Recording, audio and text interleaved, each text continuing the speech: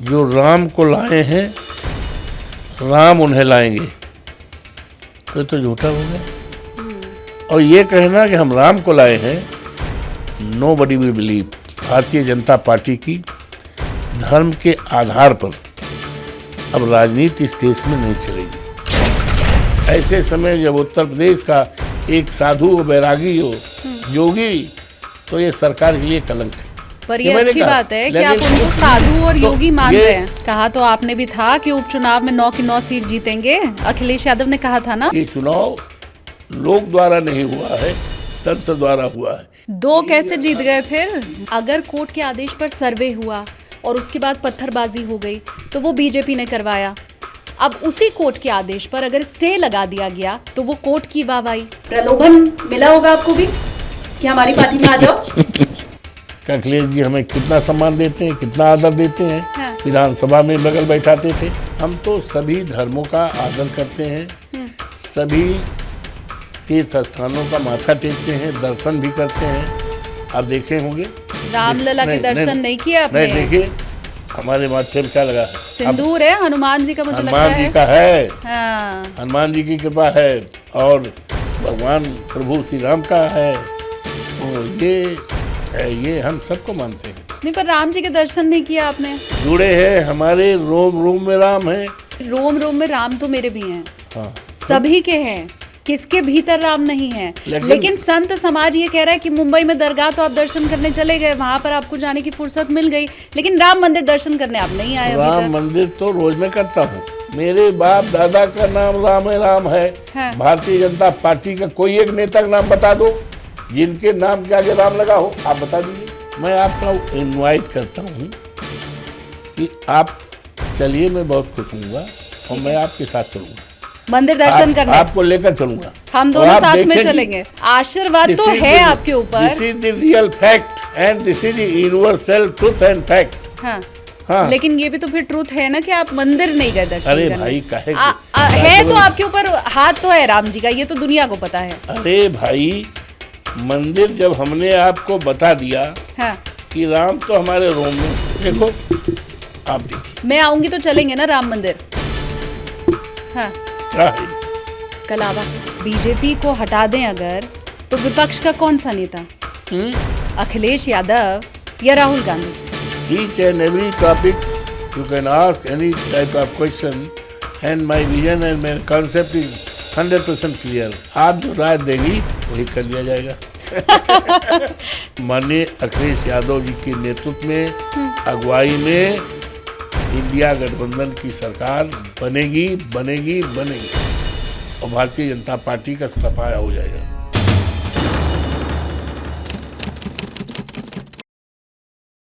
नमस्ते एवरीवन, अपनी कुर्सी की पेटी बांध लीजिए क्योंकि आप देखना शुरू कर चुके हैं take off with SKT. SKT यानी कि मैं शालिनी कपूर तिवारी। चुनावी सफ़र बहुत से आपने देखे होंगे, चुनावी यात्रा आपने बहुत सी देखी होगी। भाई देश में चुनाव आज नए नए तो हो नहीं रहे हैं, बड़ी यादगार चुनावी यात्रा भी रही होगी और किसी बहुत बड़े नेता को भी शायद आप जानते होंगे। लेकिन आज जो शख्स हमारे साथ मौजूद हैं, उन्होंने जो चुनाव लड़ा, तो पूरे देश की सारी सीटें और चुनाव नेता एक तरफ और उनकी सीट, उनका नाम और उनकी जीत एक तरफ। ये वो यात्रा रही जो 2024 के चुनावों में तो याद रखी गई, लेकिन आज के कई साल बाद तक याद रखी जाएगी। बात मैं कर रही हूं, हमारे साथ आज टेक ऑफ विद एसकेटी में मौजूद हैं जिन्हें हम बोर्डिंग पास देने वाले हैं। वो हैं 9 बार के विधायक, 6 बार के मंत्री। 2017 में एक बार जब चुनाव हारे तो ऐसा लगा कि भैया क्रैश लैंडिंग ना हो जाए, लेकिन फिर उसके बाद ऐसा टेक ऑफ किया कि दुनिया देखती रह गई। तो चलिए मिलकर स्वागत कर ही लेते हैं। मैं आप हम सब मिलकर बोर्डिंग पास देते हैं। अयोध्या के सांसद, समाजवादी पार्टी के नेता हमारे साथ इस वक्त मौजूद हैं, अवधेश प्रसाद जी।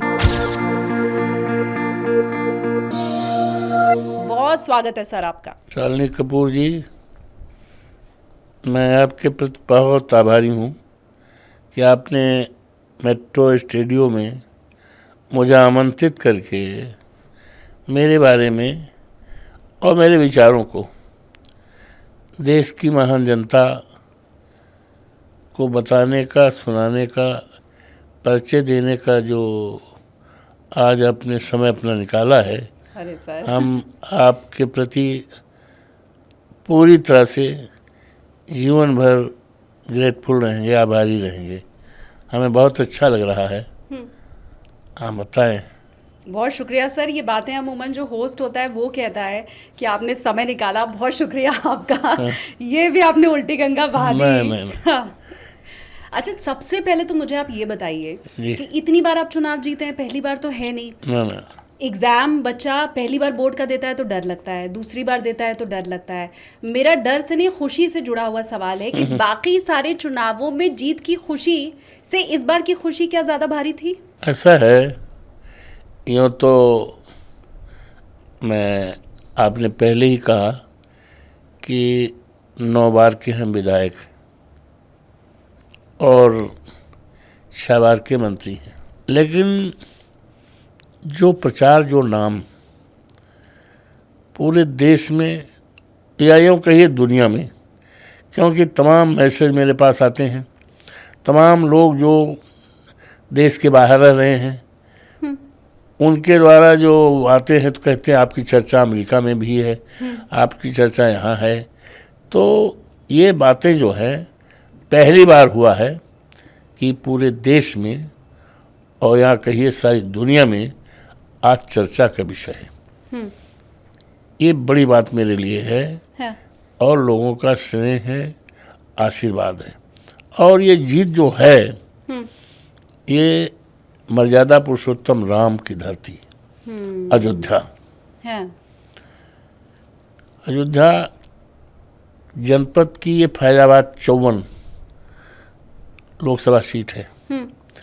जिस सीट पर लोकसभा की चुनाव के पहले देश के लोगों को निगाहें लगी थी, क्योंकि अयोध्या में है और क्योंकि भारतीय जनता पार्टी अपने को ये मानती है, कहती है कि हमने मंदिर बनवाया है। हालांकि मंदिर अभी पूरा नहीं हुआ है, अभी मंदिर में लगेगा 1.5-2 साल। और दूसरी बात यह है कि मंदिर उन्होंने नहीं बनवाया, मंदिर तो माननीय उच्चतम न्यायालय के निर्देश से, फैसले से, आदेश से बना। अच्छा। कोई भी सरकार होती तो माननीय उच्चतम न्यायालय के आदेश को तो मानना पड़ता, मानती। फिलहाल वो अपना श्रेय लेते हैं कि मंदिर हमने बनवाया, गाना बनवा दिया सर, जो राम को लाए हैं। और दूसरा उन्होंने राम को, कि राम को हम लाए हैं, और जो मैसेज दिया सारे देश और दुनिया को, उंगली पकड़ के राम को। हमारे प्रधानमंत्री जी कद बड़ा और प्रभु राम का कद छोटा, उंगली पकड़ के बैठे और ये भी कहते थे कि हम राम के लाने वाले लोग हैं, और ये भी विश्वास करते थे जो राम को लाए हैं राम उन्हें लाएंगे। तो ये तो झूठा हो गया।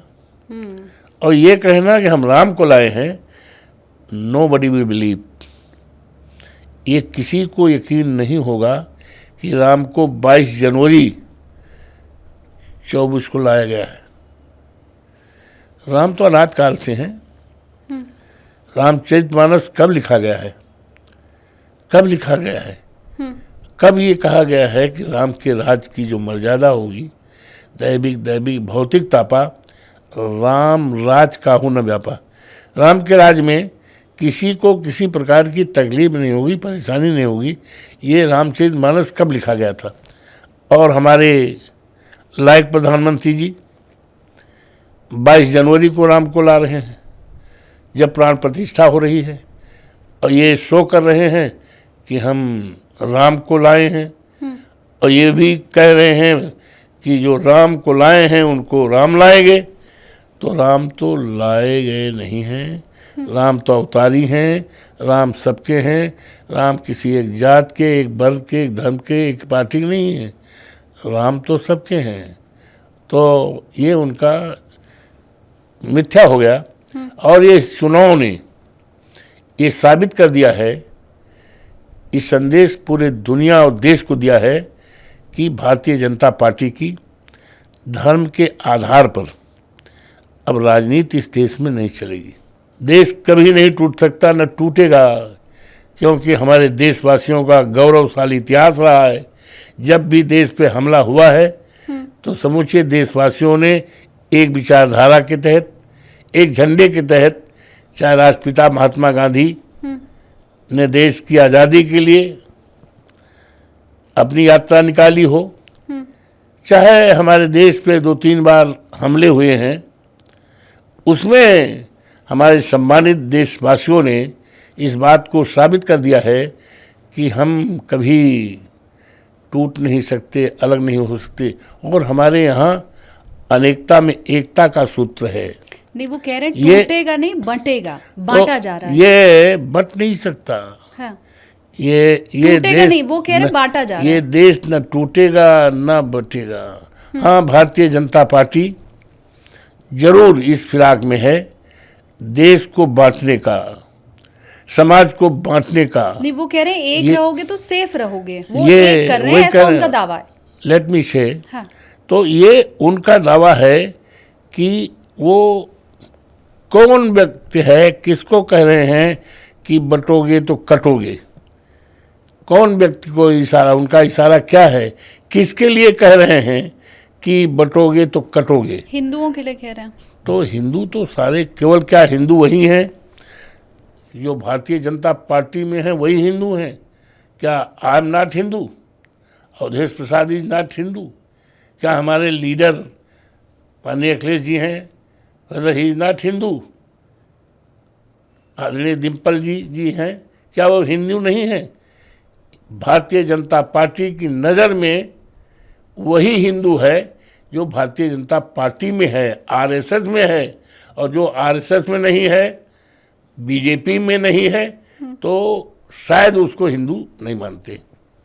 तो ये उनकी सोच नहीं, बट ये अच्छा नहीं है, ये सोच अच्छी नहीं है। नहीं, मैं ये समझना चाह रही हूँ, ये सोच राष्ट्रहित में नहीं ठीक है। हाँ। ये सोच देश हित में नहीं है, और ये देश भाईचारा, देखिए ऐसा है, इस देश को बनाने में सबका हाथ रहा, देश की आज़ादी लाने में सबका हाथ रहा है। चाहे देश की आज़ादी के लिए पंडित राम प्रसाद बिस्मिल हैं, राजेंद्र सिंह जी हैं, राजेंद्र सिंह लहरी हैं, चाहे अशफाकुल्लाह साहब हैं, देश को बनाने में, चाहे वीरांगना उदा देवी पासी हमारी पुरखे हैं, हमारे पूर्वज हैं, ये सब का, चाहे ये जितने लोग हैं, ये देश को बनाने में, देश की आज़ादी लाने में रहे हैं। तो ये देश सबका है, ये देश किसी एक जात का नहीं है, किसी धर्म का नहीं है, किसी एक वर्ग नहीं है। ये सोच सबको रखना चाहिए, ये सोच सबको रखना चाहिए। लेकिन बीजेपी इस सोच से इतर हो करके, और वो डिवाइड एंड रूल, बांटो और राज करो, इस मंशा के आधार पर उसकी सोच है, उसकी विचारधारा है, जो देश हित में, राष्ट्र हित में नहीं है। मैं ये पूछना चाह रही हूँ कि अभी तक तो ये कहा जाता था ना कि बीजेपी की पिच पर विपक्ष को खेलना पड़ता है, वो हिंदू हिंदू करते हैं तो विपक्ष को भी हिंदू हिंदू करना पड़ रहा है। अब मैं ये समझना चाह रही हूँ, क्या आप इसे अपनी जीत मानते हैं कि आपने कहा कि जातिगत जनगणना हो, विपक्ष ने कहा कि जातिगत जनगणना कराई जानी चाहिए, इसीलिए अब आपकी पिच पर उन्हें खेलना पड़ रहा है कि बंटोगे तो कटोगे, ये क्या जीत है आपकी? है। हाँ। ये जातीय जनगणना इसलिए कह रहे हैं कि हमारे नेता आदरणीय डॉक्टर राम मनोहर लोहिया ने कहा था कि जिसकी संख्या भारी उसकी उतनी हिस्सेदारी। तो जब जातीय जनगणना हो जाएगा, हाँ। तो तमाम रिजर्वेशंस हैं, आज आरक्षण जो है, चाहे वो शेड्यूल कास्ट का आरक्षण हो, अनुसूचित जात, अनुसूचित जनजात का हो, चाहे पिछड़े वर्ग का है, आज जो है आरक्षण एक तरह से समाप्त माना जा रहा है। हाँ। मिल नहीं रहा है आरक्षण। आज बड़ी बड़ी जितने देश में यूनिवर्सिटी हैं, हाँ, देख लो कितने ओबीसी के लोग हैं, कितने शेड्यूल कास्ट के लोग हैं। तो ये सारी विसंगतियां इस देश में न रहें, इसलिए जब जातीय जनगणना हो जाएगी हाँ, तो उस आधार पे हमें आरक्षण मिल जाएगा, उसी आधार पे हमें सम्मान मिल जाएगा। इसलिए हमारी पार्टी, हमारे नेता और हमारी पीडीए इस बात पे बल जोड़ती है कि जब इस देश में जनगणना हो जाएगी तो हमें जितनी हमारी संख्या है उतना हमें महत्व मिलेगा, उतना हमें स्थान मिलेगा। इसलिए वो डिवीजन की बात नहीं है। ये आप ये हम कह रहे हैं कि वो हिंदू मुसलमान की राजनीति करते हैं, वो धर्म की राजनीति करते हैं, और उन्होंने हमेशा ये आरोप लगाया कि आप MY समीकरण की बात करते रहे। ऐसा है, हाँ, बीजेपी क्या कहती है, उसके नेता क्या कहते हैं, ये सारे दुनिया को पता चल गया है कि उनकी बात में क्या बल है। हमारे प्रधानमंत्री जी चुनाव में क्या कहते थे, भाइयों बहनों हमारी सरकार बनाओ, 2 करोड़ हर नौकरी हर साल देंगे। भाइयों बहनों हमारी सरकार बनाओ, 100 दिन में महंगाई दूर कर देंगे। भाइयों बहनों हमारी सरकार बनाओ, किसानों की आमदनी दूनी कर देंगे। तो ये सारी बातें जो हैं ये मिथ्या साबित हुई, झूठ साबित हुई हैं। अब वो कुछ भी कहें, जनता, इस देश की महान जनता, रिस्पेक्टेड जनता, इनकी बातों पर पड़ने वाली नहीं है। ये कितना इनके सामने रचनात्मक, आज देश के सामने बड़े बड़े जो समस्याएं हैं हमारी, जिसके बारे में पहले हमने बता दिया है कि आज महंगाई का मुद्दा है, चीन ने हमारी ज़मीन पे कब्जा कर लिया है, आज करोड़ों नौजवान हमारे पढ़े लिखे बेकार हैं, आज हमारा सेना का जो एक गौरवशाली इतिहास है, दुनिया के लोग हमारी सेना पे लोहा मानते हैं, आज अग्निवीर जैसी व्यवस्था करके सेना के जवानों के मनोबल को वो किया है। अगर सेना का सम्मान किसी ने किया है तो आज दुनिया में नहीं, हमारे नेता श्रद्धेय मुलायम सिंह यादव जी हैं, जिन्होंने सेना के नौजवान जो शहीद होते थे उनके कपड़े को नहीं बल्कि उनके पार्थिव शरीर को उनके घर पर भेजने का अगर इंतजाम किसी ने किया है और आदेश भी दिया था, जब पार्थिव शरीर किसी सेना के जवान का जाएगा तो वहाँ का कलेक्टर, वहाँ का कप्तान जिले का सम्मान करेगा, सलूट करेगा। ये सम्मान बढ़ाने का काम किया है और इन्होंने सम्मान गिराने का काम किया है। 4 साल के लिए अग्निवीर की क्या मतलब है, कहाँ जाए आफ्टर एक्सपायरी ऑफ 4 ईयर्स, वो हमारा जवान जो सेना में भर्ती हुआ है वो कहाँ जाएगा, क्या करे। तो इन्होंने वो किया है। चीन ने हमारी ज़मीन पे कब्जा कर लिया है। हमारे नेता जब रक्षा मंत्री थे तो उन्होंने कहा कि अगर दुश्मन कोई हमारी ज़मीन पर आता है तो हम उसकी छाती पर चढ़कर उसका जवाब देंगे, कब्जा करेंगे। लेकिन आज इस पर चर्चा नहीं, आज इस पर चर्चा नहीं, बेरोजगारी की चर्चा नहीं। आज इस समय हम तो गांव के रहने वाले हैं भाई, हम खेती किसानी करते हैं, हमारे बाप दादा करते थे। गेहूं की सीजन है बुआई का, इस समय डाई खाद नहीं मिल रही, खाद नहीं है, गायब है। इसकी चर्चा लोग न कर सके, महंगाई की चर्चा न कर सके। आज हमारी फसल जो है सांडों से चली जा रही है, आवारा जानवरों से। एक ये जाड़ा हो रहा है, अभी और बढ़ेगा। लोगों को रात अपने घरों में अपने बाल बच्चों के साथ बीतनी चाहिए, लेकिन वह सांड रखाने के लिए वहाँ पर खेतों में रहते हैं। उत्तर प्रदेश में कम से कम 5,000 से ज़्यादा किसानों के सांडों ने, आवारा जानवरों ने जान ले ली है। इस मुद्दे को लेकर विधानसभा में जब हम MLA थे हमने उठाया था, हमारे नेता अखिलेश जी ने भी उठाया था, नेता प्रतिपक्ष के रूप में। लेकिन योगी बाबा जो मुख्यमंत्री हैं कोई कारगर जवाब नहीं दिया। हाँ, उनके एक मंत्री खड़े हुए, कहे बाबा, योगी बाबा की सरकार ने इंतजाम किया है, गौशालाओं का इंतजाम किया है। अरे हमने कहा गौशालाओं का तो बहुत हालत है, गौशालाओं में हमारे जो जानवर हैं, हमारी गायें हैं, हमारे पशु हैं, न उनको पानी मिल रहा है, न चराहा मिल रहा है, न भोतार मिल रहा है, न दवाई मिल रहा, मर रहे हैं और JCB लगा के गाड़ी जा रही हैं। और ऐसे समय में जब इस प्रदेश का एक साधु महात्मा मुख्यमंत्री हो और गाय को चारा न मिले, चरहा न मिले, जाड़े में, गर्मी में, बरसात में उनको ठीक से रहने के लिए इंतजाम न हो, बीमार हो दवाई न मिले, और ऐसे समय जब उत्तर प्रदेश का एक साधु बैरागी हो, योगी, तो ये सरकार के लिए कलंक है। पर ये अच्छी बात है कि आप उनको साधु और योगी मान रहे हैं। ये जो है, हाँ। ये सारी जो कमियां हैं, हाँ। ये सारी खामियां हैं, इस खामियों की चर्चा इस देश में न हो, लोकसभा के सदन में न हो, हाँ। सत्य के चलते न हो, हाँ। इसलिए बीजेपी के लोग, हाँ। देश की जनता का, हाँ। मन बांटने के लिए, दिशा को हटाने के लिए इस तरह की चर्चा करते हैं। कहीं बटोगे तो कटोगे, कहीं पाकिस्तान की बात कर देंगे, कहीं हिंदुस्तान की बात कर देंगे। ये मुद्दों से ये अपनी जो हमारी मूलभूत समस्याएं हैं, जनता की जो मूलभूत आवश्यकताएं हैं, उस पर चर्चा सड़क पे न हो, सभा में न हो, लोकसभा में न हो, विधानसभा में न हो, इसीलिए लोगों को ध्यान को भटकाने के लिए ये लोग इधर उधर की बातें कर रहे हैं। पर लेकिन वो सफल हो रहे हैं ना? नो, नहीं, कहाँ सफल हो रहे हैं? हाँ। क्या सफल हुए? अयोध्या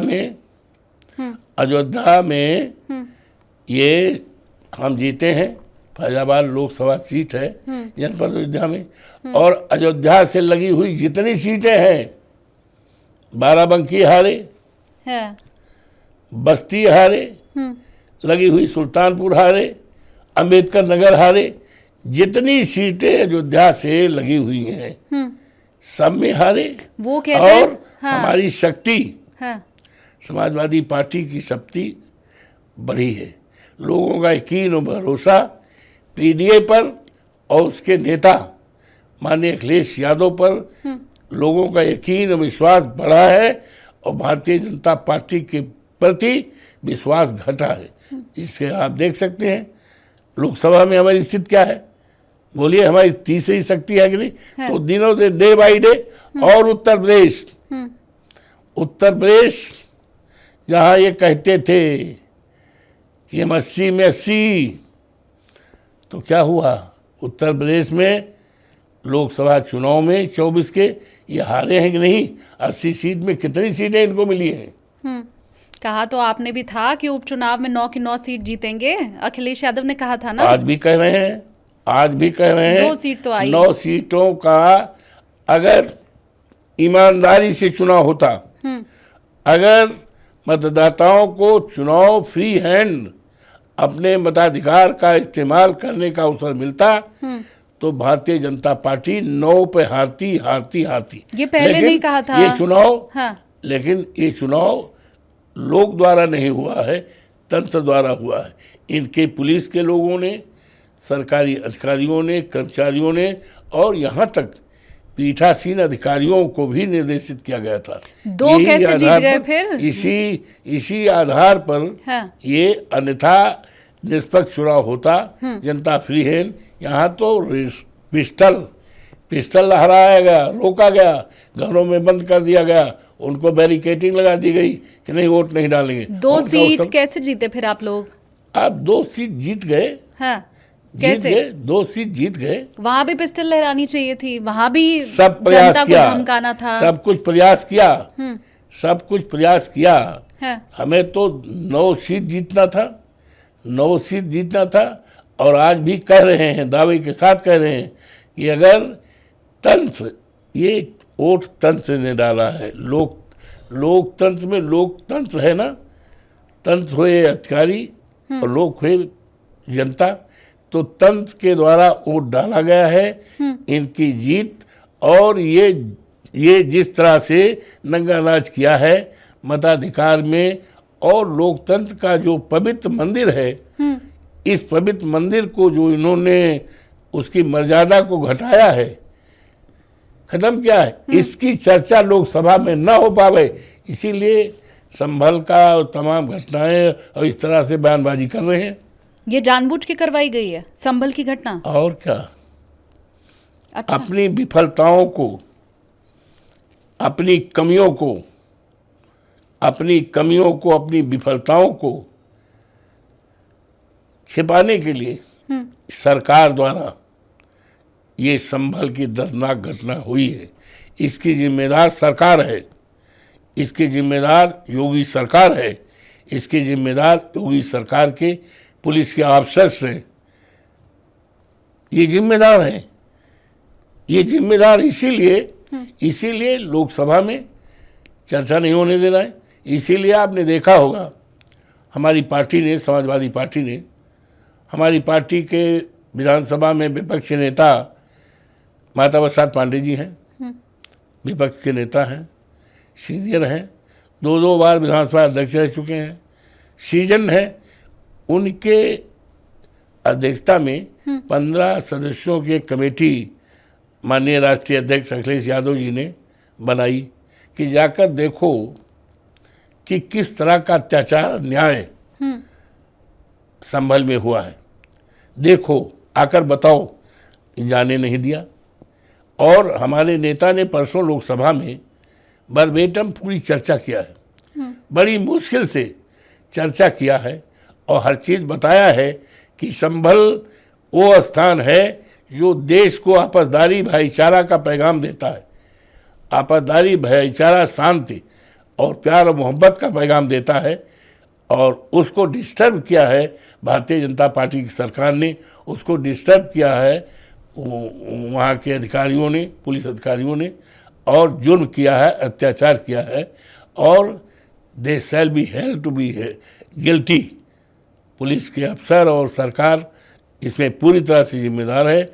ऐसे लोगों के खिलाफ कार्रवाई भी की जाए और जो मरे हैं उनके परिवारजनों को आर्थिक सहायता।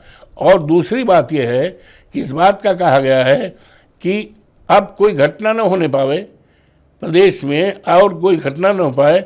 और हम अभिनंदन करते हैं अपने देश की उच्च न्यायपालिका को, माननीय उच्चतम न्यायालय ने जो फैसला कर दिया है, उस फैसले से देश बहुत बड़े संकट से टल गया है, देश जलने से बच गया है। अब कानून का राज कायम रहेगा। इस तरह का बीजेपी के लोग कदम नहीं उठा पाएंगे। आज यहाँ कर दिया, कल अजमेर में कर दिया, उस पर कम से कम रोक लगेगी और इस देश में आपसदारी भाईचारा और गंगा जमुनी जो संस्कृति है वो कायम रहेगी। मुझे ये समझाइए आप, मतलब मैं वाकई समझना चाहती हूँ कि अगर कोर्ट के आदेश पर सर्वे हुआ और उसके बाद पत्थरबाजी हो गई तो वो बीजेपी ने करवाया, अब उसी कोर्ट के आदेश पर अगर स्टे लगा दिया गया तो वो कोर्ट की वाहवाही, ऐसा कैसे हो सकता है? देखिए ऐसा है, सर्वे भी तो कोर्ट के आदेश पर हुआ।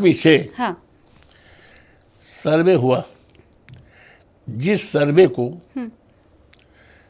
लोगों ने कोऑपरेट किया, सहयोग किया, उसका स्वागत किया। कहीं पर कोई बाधा नहीं पड़ी, किसी ने किसी प्रकार का हिंड्रेंस नहीं पैदा किया।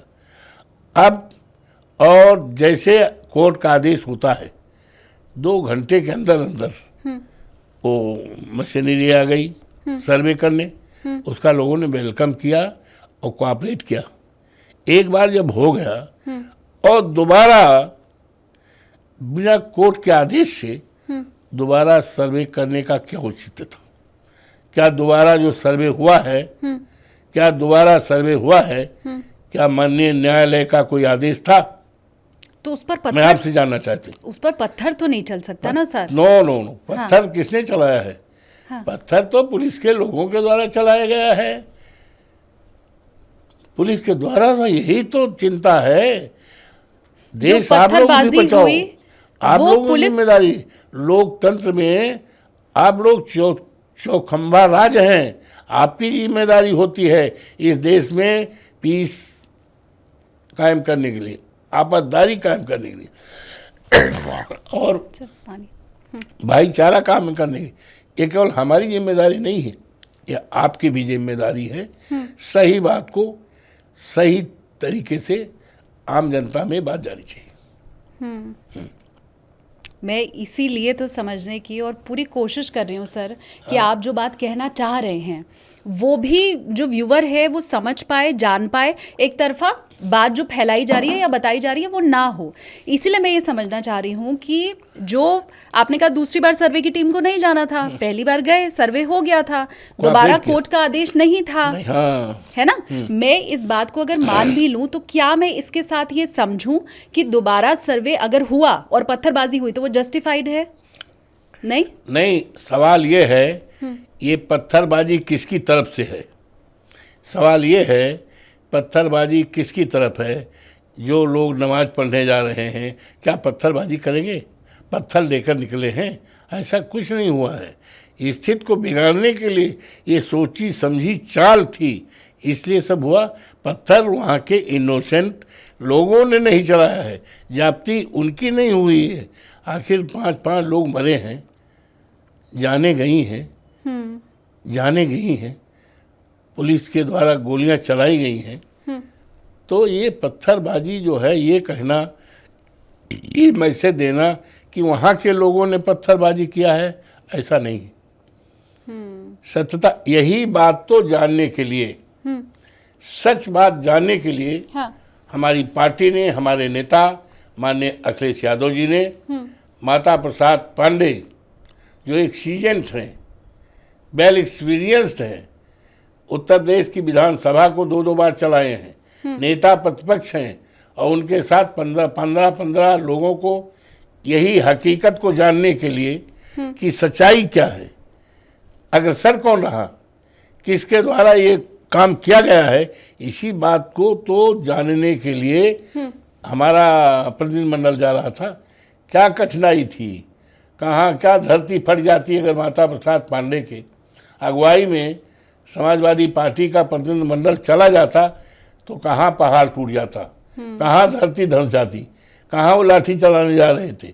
बात देखने जा रहे थे ना, लोगों की मुसीबत को, परेशानी को, अत्याचार, जुर्म को वही तो करने जा रहे थे कि कोई लाठी डंडा और पिस्टल लेकर जा रहे थे।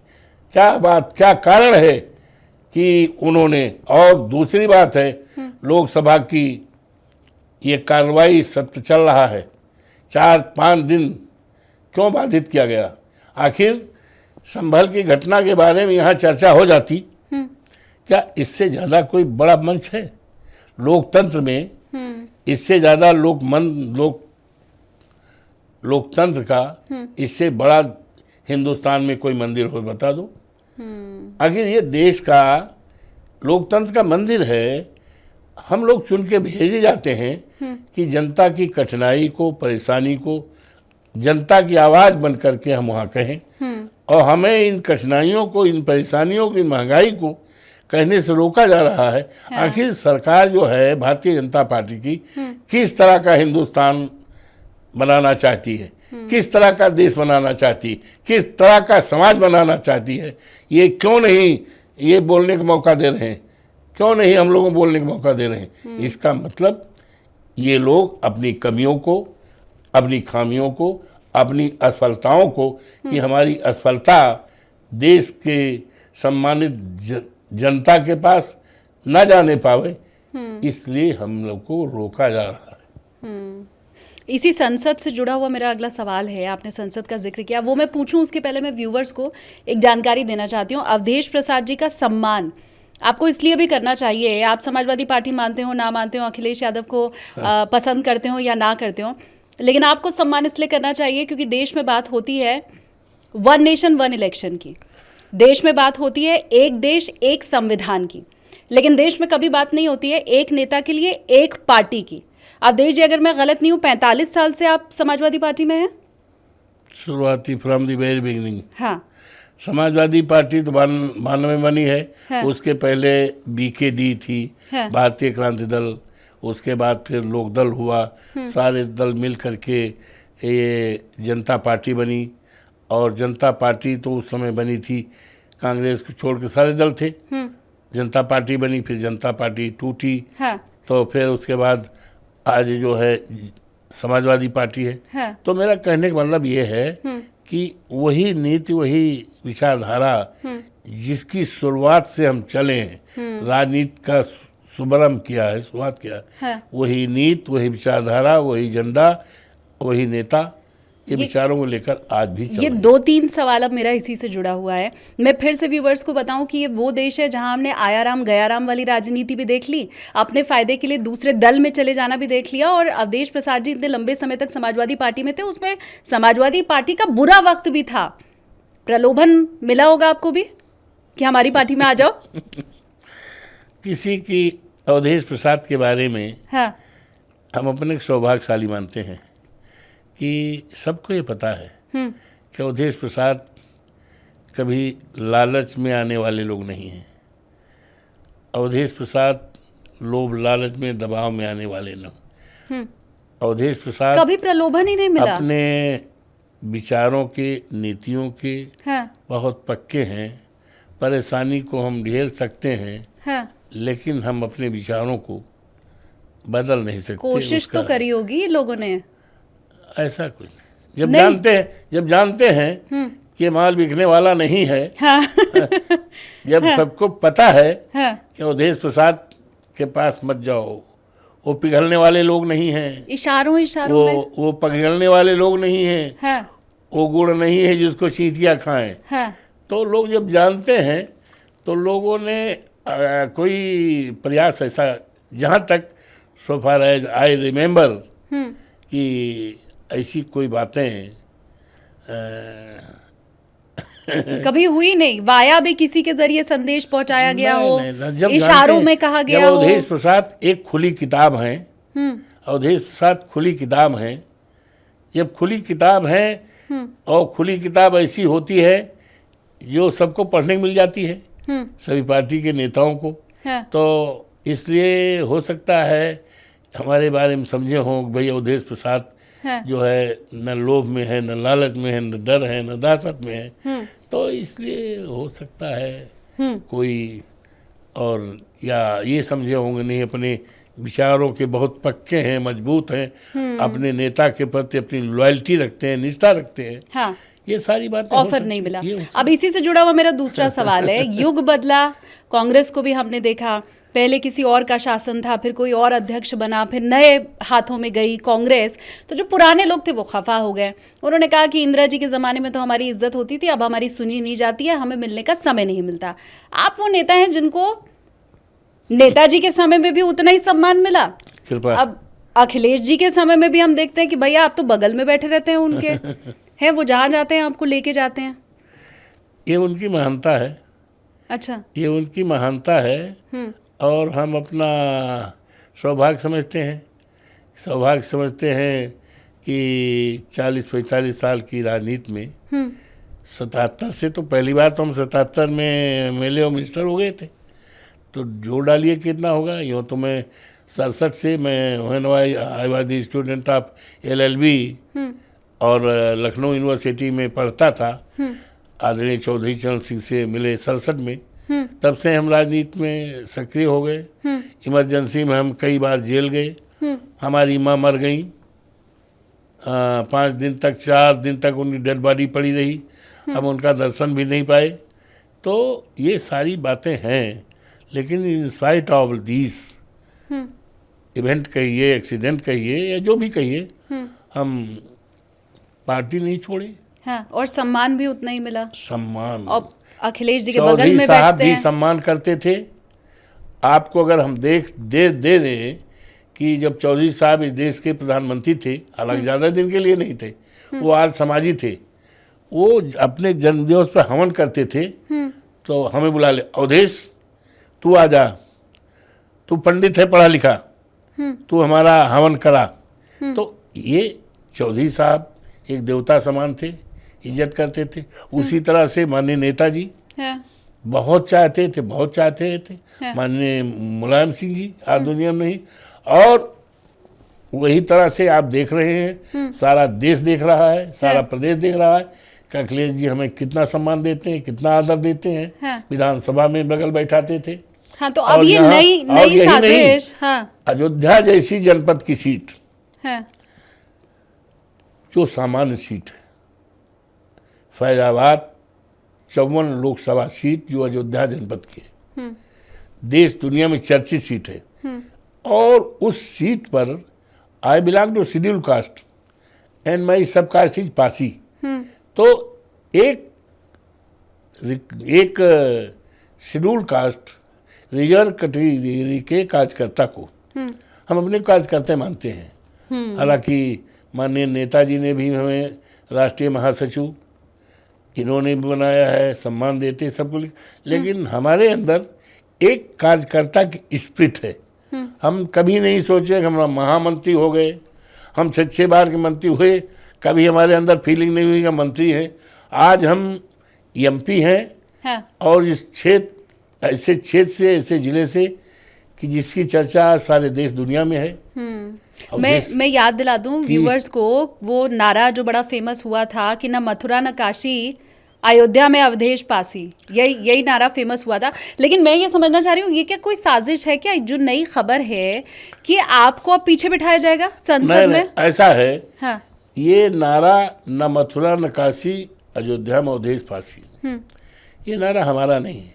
हम तो सभी धर्मों का आदर करते हैं, सभी तीर्थ स्थानों का माथा टेकते हैं, दर्शन भी करते हैं। आप देखे होंगे रामलला के दर्शन नहीं किए आपने? नहीं, देखिए हमारे माथे में क्या लगा है, सिंदूर है हनुमान जी का, मुझे लगता है हनुमान जी का है। हाँ। हनुमान जी की कृपा है और भगवान प्रभु श्री राम का है।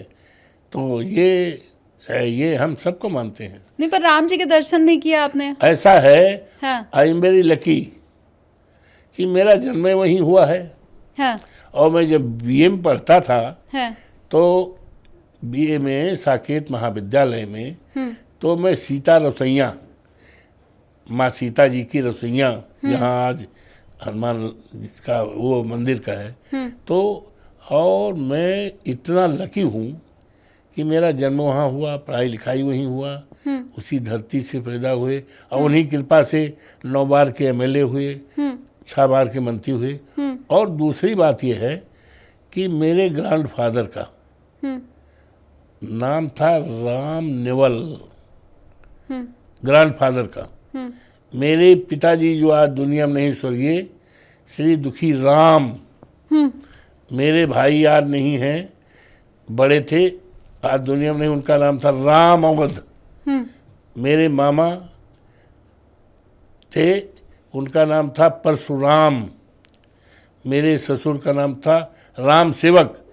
तो हम तो बाई बर्चू ऑफ माई बर्थ राम से जुड़े हैं, हमारे रोम रोम में राम है।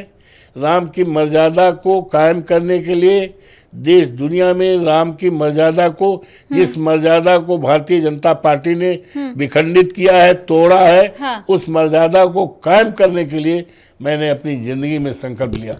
नहीं, रोम रोम में राम तो मेरे भी हैं। हाँ, सभी के हैं, किसके भीतर राम नहीं है? लेकिन संत समाज ये कह रहा है कि मुंबई में दरगाह तो आप दर्शन करने चले गए, वहां पर आपको जाने की फुर्सत मिल गई, लेकिन राम मंदिर दर्शन करने आप नहीं आए अभी तक। राम मंदिर तो रोज मैं करता हूँ। ये जो कहते हैं उनकी गलत फहमी है। ऐसा है, हाँ। हमने तो बताया शुरुआती दौर से, अब मंदिर अभी अधूरा है। सही बात मैं बोल रहा हूँ। आपको मैं इनवाइट करता हूँ और मैं बहुत खुश होऊंगा कि आप स्वयं पहले दर्शन करके बताइए कि मंदिर अधूरा है। अभी मंदिर अधूरा है, मंदिर बनने में कम से कम 1.5-2 साल लगेगा। और मंदिर की जो प्राण प्रतिष्ठा हुई है, इस देश के साधु महात्माओं ने इस बात का राय दिया था माननीय प्रधानमंत्री जी को कि मुहूर्त नहीं है। मुहूर्त मानी साहित्य, मुहूर्त के आधार पर शादियां होती हैं, अच्छे काम होते हैं, मुहूर्त नहीं है और मंदिर भी अधूरा है। तो अब उनके सामने तो 24 का चुनाव था। भगवान के काज में काहे का मुहूर्त? वो उनको तो 24 का चुनाव था। राम जी को किसी मुहूर्त की जरूरत है? राम जी को ऐसा है, राम जी की तो मेरी कृपा है। राम जी की धरती पे तो मैं पैदा हुआ हूँ। हाँ। मेरे बाप दादा का नाम राम है। हाँ। भारतीय जनता पार्टी का कोई एक नेता का नाम बता दो जिनके नाम के आगे राम लगा हो, आप बता दीजिए, कोई बता दीजिए। तो इसीलिए राम के दर्शन को आप नहीं जाएंगे? नहीं। हाँ। अरे भाई, राम का दर्शन तो मैं रोज करता हूँ, जब जाता हूँ तब जाता हूँ, माथा टेकता हूँ। हाँ। हाँ, आप चले कभी? ये किसने आपको कह दिया? ये किसने कह दिया आपको? हनुमान का भी तो दर्शन हनुमान जी का रोज करते होंगे, टीका तो लगाया है। मंदिर तो मैं भी दर्शन करने जाती हूँ, जबकि घर पे तो प्रभु आप रखे हैं। ऐसा है, हाँ। मैं आपका इनवाइट करता हूँ कि आप चलिए, मैं बहुत खुश होऊंगा और ठीक मैं है। आपके साथ चलूंगा, मंदिर दर्शन करने आपको लेकर चलूंगा। हम और दोनों आप साथ में देखेंगी- चलेंगे। और हाँ। आप देखेंगी कि मंदिर अभी अधूरा है, मैंने देखा है। अधूरा है। हाँ। और पूरा हो जाएगा तो, और हमारे लिए तो, हम तो मंदिर तो दर्शन करते ही करते रहते हैं। पता नहीं आपको कैसे नहीं पता, इतने आप एक्सीलेंट हैं, इतनी जागरूक हैं आप, इतना। तारीख बताइए, हैं? तारीख बताइए, कब दर्शन किया आपने? अरे मैं करते रहता हूँ भाई, कितना मैं इतना बार करता हूँ, किया हूँ कि तारीख तो वे बतावें जो तारीख देकर जाते हों। हमारे लिए हम पैदे हुए हैं भाई, तो हमारे लिए कौन तारीख? तारीख तो वो जाने जिनको कि आज जाना, यात्रा करना। मतलब मंदिर का पूर्ण नहीं बना होना वजह है राम मंदिर नहीं जाने नहीं की? नहीं, ऐसा हाँ, नहीं। अच्छा। राम मंदिर तो मैं जाते रहता हूँ, 22 जनवरी के बाद से आप कहाँ गए? अरे भाई, आप अयोध्या में आइए, हैं? हम आपको इनवाइट करते हैं, और आप संत समाज के बीच बैठिए, अवधेश प्रसाद के बारे में पूछ लीजिए, तो अपने आप आपको कंसेप्ट क्लियर हो जाएगा। मतलब आप राम मंदिर दर्शन कर चुके हैं? कि राम को मानने वाले, हनुमान जी को मानने वाले, साधु संतों का आदर सम्मान करने वाले, सरजू माँ का स्नान करने वाले, अवधेश प्रसाद से ज्यादा कोई है ही नहीं। ये मैं मानती हूँ सर, उसमें आने की कोई जरूरत ही नहीं। अगर ऐसा नहीं होता तो भगवान राम का आशीर्वाद आपको क्यों मिलता है? बस, अगर ऐसा नहीं होता तो हाँ, ये प्रचंड जीत क्यों this is होती? the truth. आशीर्वाद तो है आपके ऊपर। This is the real fact. हाँ this is the real fact and this is universal truth and fact. हाँ। हाँ। लेकिन ये भी तो फिर ट्रूथ है ना कि आप मंदिर नहीं गए दर्शन अरे करने। भाई, काहे है तो आपके ऊपर हाथ तो है राम जी का, ये तो दुनिया को पता है। अरे भाई, मंदिर जब हमने आपको बता दिया हाँ। कि राम तो हमारे रोम में, देखो आप देखिए मैं आऊंगी तो चलेंगे ना राम मंदिर? हाँ। क्या है, कलावा ये कहाँ का है? ये शनि भगवान का आगे का होगा। ये बनारस का है। हाँ, भैरव बाबा का। ये प्रभु राम का है, अच्छा। भगवान का है। हमारे यहाँ हमारी पत्नी कथा सुनती है, कथा, राम की कथा। शंख अरे, बजता है, मेरे को शंख बजता ही होगा, क्यों नहीं तो बजेगा? देखो हाँ है, हाँ देखिए ये सब, हाँ देखिए हाँ। आपको दिखा दे। अरे हमसे ज्यादा कोई भक्त होगा? इसकी तो जरूरत भी नहीं है। मैंने कहा ना, नतीजे बता रहे हैं कि आपके ऊपर भगवान की कृपा है। ये दुनिया को दिखा के तो कोई फायदा ही नहीं है। जब आशीर्वाद मिल गया, मैं तो कह रही हूँ राम मंदिर बना कहीं और कृपा कहीं और हुई। जिस पे कृपा राम की हुई, वही पे कृपा करे करे ही सब सब कोई। हाँ तो ये है। हाँ। धन्यवाद। लेकिन ये तो फिर बताइए कि अब ये जो आपको पीछे बिठाने की कोशिश की जा रही है, और अखिलेश जी नाराज हैं इसके ऊपर। देखिए ऐसा है, हाँ वो सीटों का आवंटन हुआ है संख्या के बल पे या क्या बल पे, तो उसमें जो है सीटों में समाजवादी पार्टी को एक सीट दी गई है, आगे की एक सीट, अच्छा। एक सिंगलेट। यूँ तो माननीय नेताजी अखिलेश जी ने इस पर इतराज किया, हाँ and he is not satisfied. वो बगल बैठा लेते हैं हमें, और जैसे कल कहा हम नहीं रहेंगे, आप मेरी सीट बैठेंगे। आज मैं बैठा था, कल वो नेताजी बैठे थे, और उस बगल पे एक जो है वो नहीं आए थे, नेताजी ने हमें बुला लिया। तो नेताजी का, माननीय अखिलेश जी का हमारे लिए अगाध प्रेम और स्थान है उनके दिल में। यही मेरे लिए राजनीति की कामयाबी है। नेता का यकीन, विश्वास, भरोसा, ये हमारे जैसे कार्यकर्ता के लिए बड़ी चीज़ है। और बड़ी चीज़ ये है कि जनपद अयोध्या मर्यादा पुरुषोत्तम राम की धरती 54 फैजाबाद के देवतुल्य मतदाताओं की कृपा है कि उन्होंने ऐसी सीट पे भेज दिया है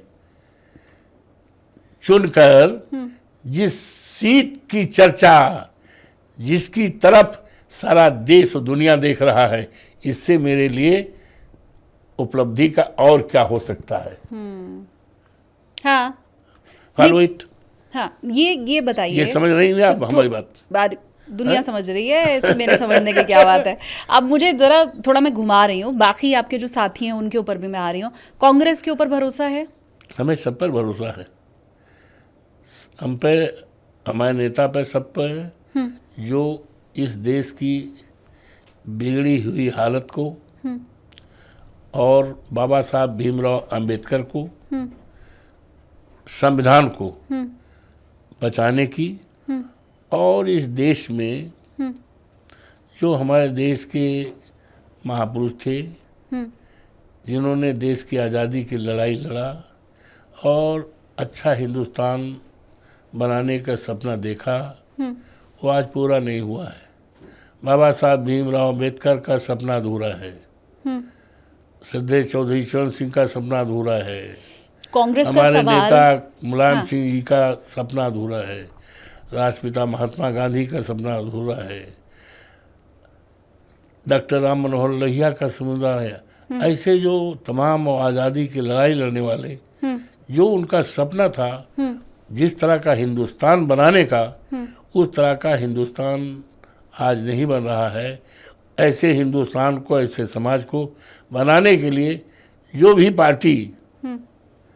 पार्टी संविधान के प्रति इनकी आस्था है, जातीय जनगणना के, इसकी, इस देश में बेरोजगारी हटाने की, इस देश में महंगाई हटाने की, इस देश में युवकों को रोजगार देने की, ये जो विचारधारा के ऐसे लोग हैं।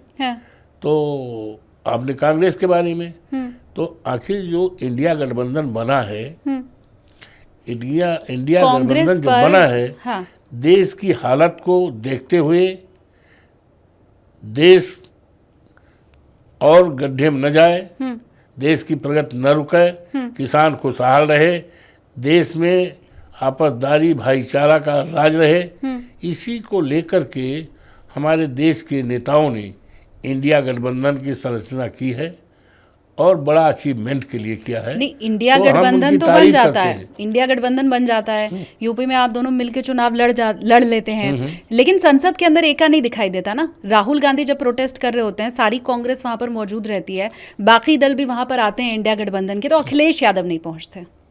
अखिलेश यादव जी नहीं जब थे भाई, जब हाउस में थे ही नहीं, वो तो लखनऊ गए थे ना, हाउस में नहीं थे आज। हाँ, आज कहाँ रहे हो, तो कल ही चले गए थे। हाँ, और उस दिन जब राहुल गांधी के उसमें, तो हम लोग एक थे, बाइकाट किया, हम लोग एक थे, कांग्रेस और सारे लोग, हम लोग जो है इस मुद्दे पर उनको रोका गया है, हम लोग बाइकाट किए। अडानी का मुद्दा उठाया था राहुल गांधी ने। हाँ। अडानी के मुद्दे पर सब प्रोटेस्ट कर रहे थे, वहां ममता बनर्जी की तृणमूल कांग्रेस, अखिलेश यादव की समाजवादी पार्टी नहीं थी, इन दोनों का साथ नहीं मिला राहुल गांधी को। बाकी थे, उद्धव ठाकरे थे वहां पर, उनकी पार्टी थी। ऐसा है हाँ, कि कांग्रेस के बीच, समाजवादी पार्टी के बीच और इंडिया गठबंधन के नेताओं के बीच कहीं पर डिफरेंसेज नहीं है।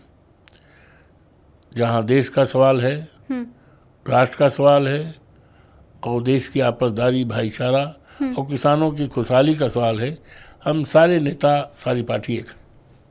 प्रोटेस्ट में there is no place to think over. कोई ऐसा स्थान नहीं है जिस पर पंच चिन्ह लगाया जाए। तो केंद्र की अगर बात हो रही है, और अब तो प्रियंका गांधी भी आ गई हैं एक्टिव पॉलिटिक्स में, आना चाहिए। हाँ, आना चाहिए। हाँ, नहीं तो केंद्र में बीजेपी को हटा दें अगर, तो विपक्ष का कौन सा नेता? अखिलेश यादव या राहुल गांधी? आप ये धर्म संकट वाला, आप नहीं, हमारे सामने धर्म संकट नहीं है। हाँ। हमारा कॉन्सेप्ट क्लियर है। Each and every topics you can ask any type of question, and my vision and my concept is 100% clear. I am not in suspicion. मेरी ओपिनियन, मेरा कंसेप्ट इज ऑलरेडी क्लियर। तो जो राय आप देंगी, पहले सरकार बनाइए और जो आप राय ले लिया जाए, आप जो राय देंगी वही कर लिया जाएगा। सर, मैं राय देने वाली कौन होती हूँ? मैं तो आप दोनों पार्टी मिलके चुनाव लड़ रहे हैं। हम सम्मान करते हैं। हाँ हम सम्मान करते हैं। हाँ। हाँ, सबका सम्मान करते हैं। बहुत वजनदार मानते हैं आप लोग। अगले चुनाव में उत्तर प्रदेश में क्या होने वाला है? 27 में हाँ।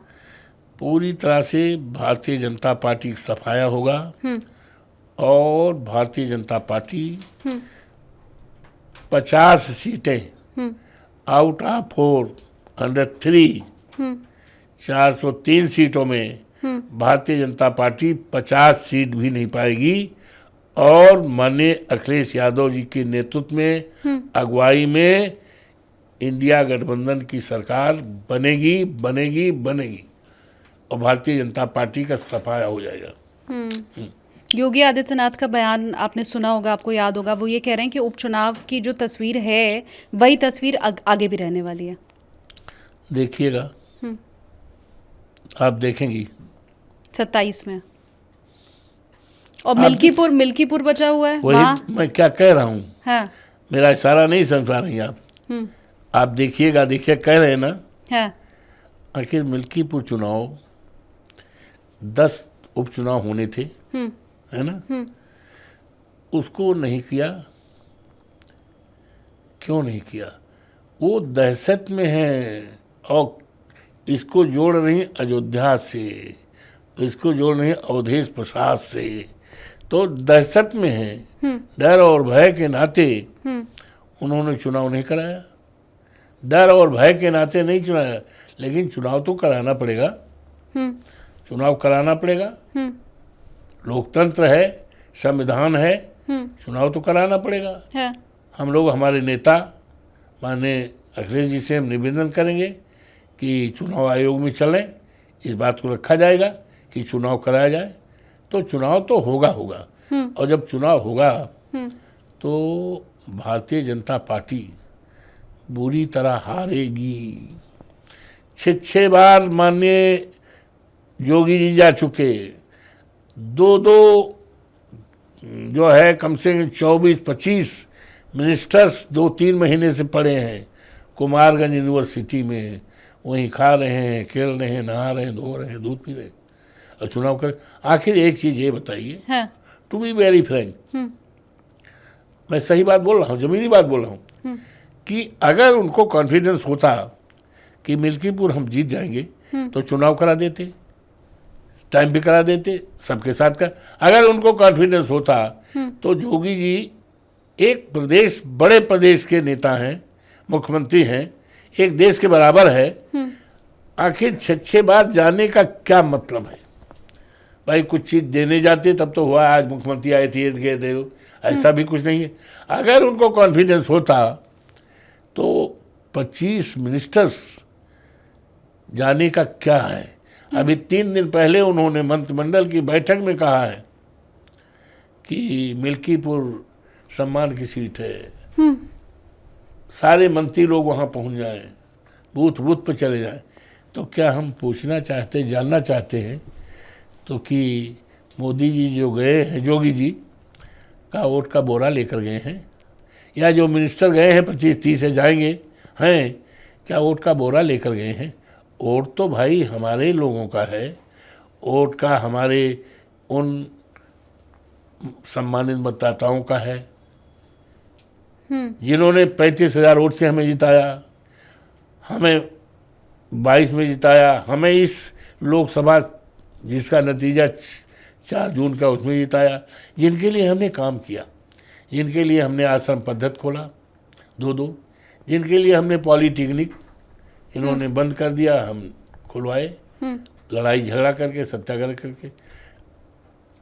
राजकीय इंटर कॉलेज इन्होंने बंद रखा, हमने खुलवाया। ITI हमने खुलवाया, इन्होंने बेच दिया निजी हाथों। तो और 2-2 अस्पताल, एक खलिया में और एक पिठला में। खलिया पिठला में 100 सैया का, खलिया में अमानीगंज ब्लॉक में है 50 सैया का। हम जो है इन्होंने बंद रखा, चलने नहीं दिया। हाँ, हम जब एमएलए हुए 22 में फिर हाँ, तो सत्याग्रह किया, संघर्ष किया, सवालात लगाए, हाँ, सरकार को कटघरे में रख करके दोनों चल पड़े। नहीं। तो ये मैसेज है कि अवधेश प्रसाद जनता के बीच है, सर्व समाज के हैं, किसी के ऊपर FIR नहीं कराया, कहीं झगड़ा नहीं कराया, बवाल नहीं कराया। अपना कोई समय वो है बम्बई में, विदेश में नहीं, एक एक मिनट जनता के सुख दुख में रहते हैं। शादी ब्याह पहुंचते हैं, परेशानी पहुंचते हैं, आग लगा तब पहुंचा थी, सबके मदद करा थी। लेकिन अब तो आप एक नहीं, विश्वास हो गया। आप नहीं लड़ रहे ना, अब तो चुनाव कोई और लड़ेगा वहां पर। कोई क्या, हमारा बेटा है, अजीत प्रसाद मेरा बेटा है, है, मेरा बेटा लड़ रहा है, मेरा बेटा लड़ रहा है। संस्कार काम करता है, संस्कार अवधेश प्रसाद का है, ब्लड अवधेश प्रसाद का है, और उन्हीं पर चिन्हों पे काम कर रहा है। बड़ा मुश्किल। और भारतीय जनता पार्टी आज तक कोई उम्मीदवार नहीं ला पाई है। ये क्या है, ये क्या इंडिकेट करता है, मैं सवाल क्या ये संकेत है? मैं सवाल इसलिए पूछ रही हूँ क्योंकि इसी पॉडकास्ट में आपने कहा शुरू में कि हम उपचुनाव इसलिए हार गए क्योंकि तंत्र के सहारे लड़ा उन्होंने, पुलिस के सहारे लड़ा उन्होंने। अगर निष्पक्ष चुनाव होता तो समाजवादी पार्टी 9 की 9 ऐसा सीट है। जीतती। अब वो तो जो हो गया वो तो उसमें चर्चा हो गई। नहीं, पर मिल्कीपुर में देश तो को होना है। देश जान रहा है, प्रदेश जान रहा है, और सरकार जान रही है कि हम कौने तरीके जीते हैं। लेकिन ये बात मिल्कीपुर के चुनाव में चलने नहीं पाएगी। जनता पूरी तरह से तैयार बैठी, उतावली है अजीत प्रसाद को जिताने के लिए, बहुत बड़े वोट से, और एक इतिहास कायम करने के लिए। जिस तरह से अवधेश प्रसाद जीते हैं तो एक इतिहास बना है, और जिसकी चर्चा देश दुनिया में है, उसी तरह से इस चुनाव को, यूँ तो चुनाव एक विधानसभा का है, लेकिन माननीय योगी जी ने और भारतीय जनता पार्टी ने इस चुनाव को राष्ट्रीय चुनाव बना दिया है। तो उसी तरह से राष्ट्रीय चुनाव जब बना दिया है तो इसका प्रचार प्रसार पूरे राष्ट्र में होगा, और एक इतिहास कायम होगा। इतिहास, मेरा बेटा, मेरा नेता अखिलेश यादव का एक इतिहास बनेगा, और वो इतिहास ऐसा बनेगा, रास्ता तय करेगा 27 के, रास्ता तय करेगा कि 27 में भारतीय जनता पार्टी की सरकार का सफाया होगा, और पूरी तरह से साफ होगी, 50 सीट भी नहीं पाएगी।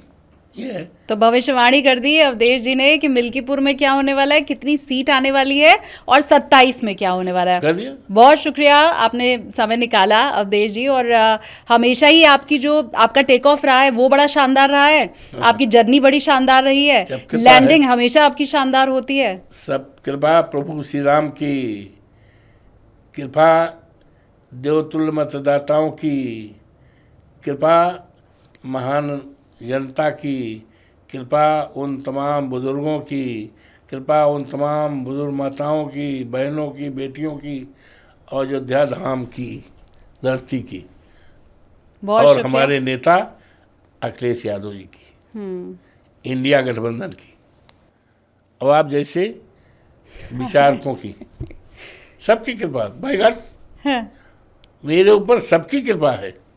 हाँ, बस ऐसे ही कृपा बनी जैसे रहे। हमने कह दिया ना, हाँ, जिस पे कृपा होए राम की होई, ता वही पर पे कृपा ता करहि पर सब कृपा कोई। करे सब कोई।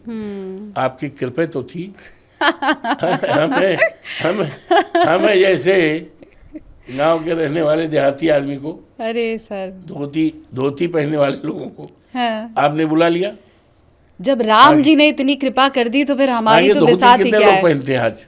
हाँ, सही बात है। धोती कितने लोग पहनते हैं बताइए आप? गिनती के 0.5% भी नहीं हाँ। है। तो ये कृपा तो है आपके होने नेबर। आप जब भी इनवाइट करेंगी आप अपने बीच में पाएंगी। क्या बात है, बहुत शानदार। मैं सही बात बोल और रहा हूँ। हाँ, ये बल्लभबाजी नहीं है। हाँ, ये आप बेटी के रूप में हमारी बेटी के रूप में है, यही मानो। मैं जितनी बात कह रहा हूँ ये बातें हमारी नहीं हैं, ये भगवान की हैं, भगवान द्वारा प्रेरित उनके आचरण की चीज़ें हैं। वहाँ की मिट्टी से प्रभावित होकर, वहाँ का संस्कार है, उसके आधार पर हमने बात किया है। हमने कोई लीपा पोती बात नहीं की है, न बढ़ चढ़ के बात की है। जो भी बात मेरे दिल से निकली है वही बात मेरे आत्मा में है, जो मुंह से निकली है। और जो बात हम कहते हैं मुंह से वही मेरे दिल में रहती है। हम इधर उधर की बात चापलूसी नहीं करते। मेरा यही इतिहास रहा है। और आपको फिर मैं विनम्रतापूर्वक इनवाइट करता हूँ कि आप आइए अयोध्या, और आपका मैं स्वागत करूँगा। तब हकीकत आप जान पाएंगी। जरूर। हाँ, अब आपके इस निमंत्रण पर अयोध्या हकीकत क्या है, हकीकत क्या है, ढोल में पोल कितना है, तब आपको पता चल जाएगा। अवधेश प्रसाद की मान्यता कितनी है, तब आपको पता लगेगा। हाँ, ठीक है, जरूर अब अयोध्या आएंगे और अयोध्या में अब अगली मुलाकात आपके साथ होगी। टेक ऑफ विद एसकेटी अब अयोध्या में ही होगा आपके साथ अगला। धन्यवाद। बहुत शुक्रिया।